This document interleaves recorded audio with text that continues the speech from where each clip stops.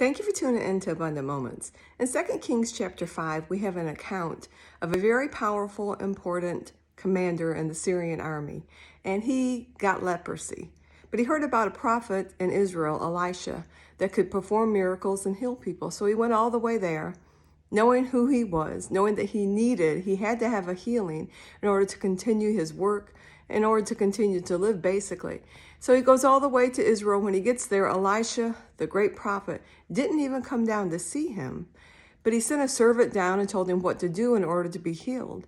And so Nahum got upset because he was offended, thinking, I'm someone important, and this guy wouldn't even come to see me. He just sent one of his servants to tell me something.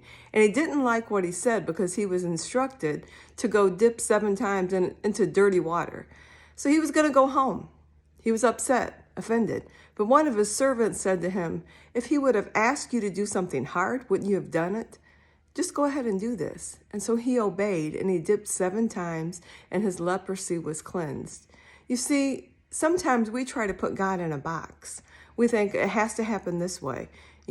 God did it this way for so-and-so, and so now it's going to be this way for me. Or, I deserve this, I deserve that. Let's not put God in a box. Let's trust God and know that He is our healer. He is our provider. He is our deliverer, our defender, our everything.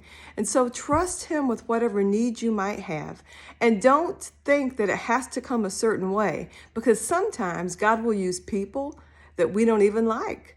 We don't like what they've done. We don't like who they are, but God will use them to bless us. Sometimes God will use different means that we just don't understand to bring to us the blessing. But don't put God in a box, because God can do all things through all people in any way. So let's trust Him and not put Him in a box. Thank you for tuning in.